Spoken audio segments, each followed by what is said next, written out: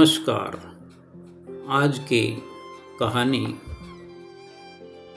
भगवान शिव का नटराज रूप, नटराज और अपस्मार राक्षस।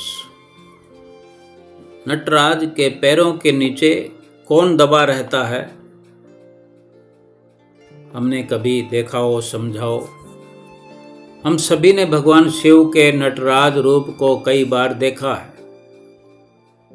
किंतु क्या आपने ध्यान दिया कि नटराज की प्रतिमा के पैरों के नीचे एक राक्षस दबा रहता है? आमतौर पर देखने से हमारा ध्यान उस राक्षस की ओर जाता ही नहीं, किंतु अगर ध्यान से देखें, नटराज की मूर्ति के दाहिने पैर के नीचे आपको वो राक्षस दबा हुआ अवश्य दिखाई देगा। क्या आपको पता है कि वास्तव में वो कौन है? तो आओ आज इस लेख में हम उस रहस्यमयी राक्षस के बारे में जानते हैं। सबसे पहले ये बताएं आपको कि भगवान नटराज के पैरों के नीचे जो दानव, जो राक्षस दबा रहता है, उसका नाम है अपस्मार। उसका एक नाम मुयालक भी है। ये एक छोटे कद का राक्षस है जिसे अज्ञानता और विस्मृति का जनक बताया गया है। इसे रोग का, बीमारी का प्रतिनिधि माना जाता है। जैसे मिर्गी के दौरे पड़ते हैं किसी को, आज भी मिर्गी के रोग को संस्कृत में अपस्मार ही कहते हैं। योग में नटराजासन नामक एक आसन भी है। नटराजासन, नटराज आसन, नटराज आसन,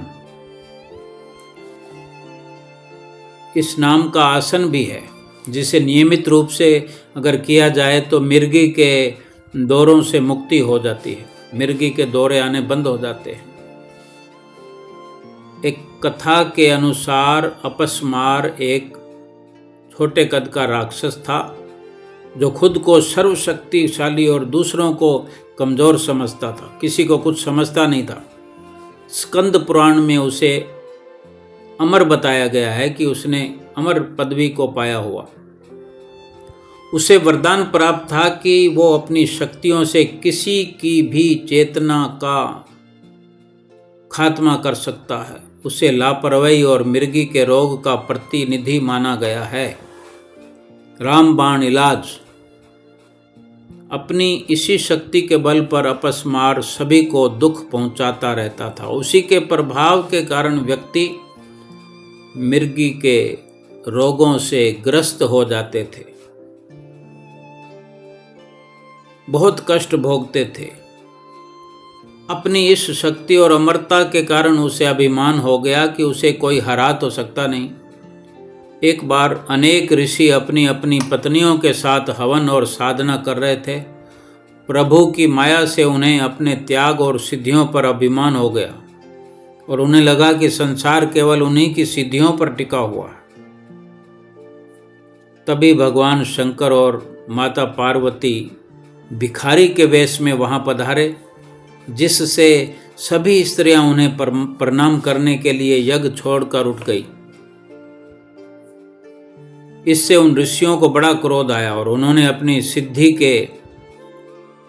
उन ऋषियों ने अपनी सिद्धि से कई जहरीले सांप वहाँ पर पैदा कर दिए और उन्हें जो भिखारी बने हुए भगवान शिव महादेव जो थे, उन पर हमला बोलने के लिए कहा।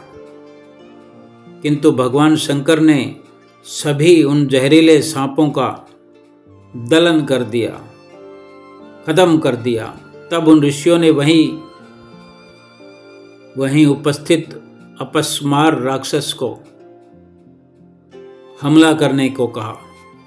स्कंद पुराण में ऐसा भी वर्णित है कि उन्हीं साधुओं ने अपनी सिद्धियों से ही अपस्मार का सर्जन किया था। अपस्मार ने दोनों पर आक्रमण किया, हमला किया और अपनी शक्ति से माता पार्वती को तो भ्रमित कर दिया और उनकी चेतना गायब कर दी, जिससे माता पार्वती अचेत हो गई थी। ये देखकर भगवान शंकर बड़े क्रोधित हुए और उन्होंने 14 बार अपने डमरू को बजाया, 14 बार नाद किया। उस भीषण नाद को अपस्मार राक्षस सहन नहीं कर पाया और जमीन पर गिर पड़ा। और उसके बाद उन्होंने एक अलौकिक नटराज का रूप धारण किया भगवान शिव ने, और अपस्मार को अपने पैरों के नीचे दबाकर नृत्य किया भगवान शिव शंकर ने। नटराज रूप उसे कहते हैं। नटराज रूप में भगवान शंकर ने एक पैर से उसे दबाकर तथा एक पैर उठाकर अपस्मार की सभी शक्तियों का दलन कर दिया, नाश कर दिया और खुद संतुलित होकर स्थिर हो गए। उनकी यही मुद्रा अंजलि मुद्रा कहलाई। उन्होंने उसका वध इसलिए नहीं किया क्योंकि एक तो वो अमर था और दूसरे उसके मरने पर संसार से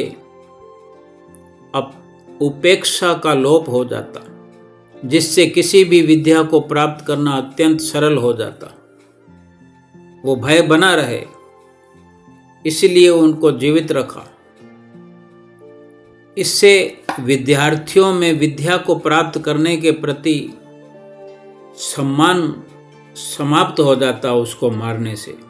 जब उन साधुओं भगवान शंकर का वो रूप साधुओं ने देखा, नटराज रूप देखा, तो उनका अभिमान भी खत्म हो गया और वे बारंबार इस नटराज रूप को भगवान शिव को देखकर बार बार वंदना करने लगे। उन्होंने उसी प्रकार अपस्मार को निष्क्रिय रखने की प्रार्थना भी की, ताकि भविष्य में संसार में कोई उसकी शक्तियों के प्रभाव में ना आए। नटराज रूप में महादेव ने जो 14 बार अपने डमरू का नाद किया था, उसे ही आधार मानकर महर्षि पाणिनि ने 14 सूत्रों वाले रुद्राष्टध्यायी महेश्वर सूत्र की रचना की। एक अन्य कथा के अनुसार एक बार भगवान शंकर के मन में एक अलौकिक नृत्य करने की इच्छा हुई। उसे देखने के लिए सभी देवता, यक्ष, ऋषि, गंधर्व इत्यादि कैलाश पर एकत्र हुए। स्वयं महाकाली ने उस सभा की अध्यक्षता की।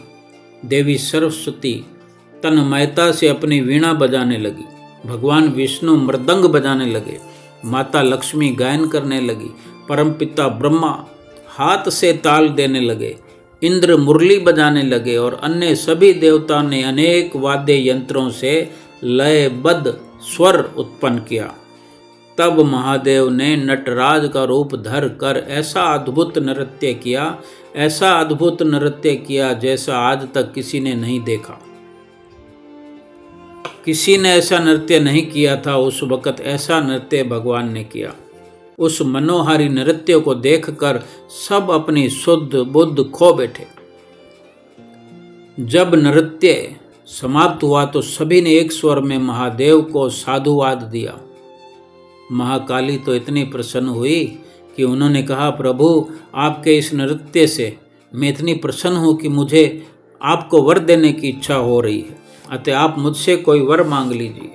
भगवान शिव शंकर को वर मांगने के लिए कह दिया।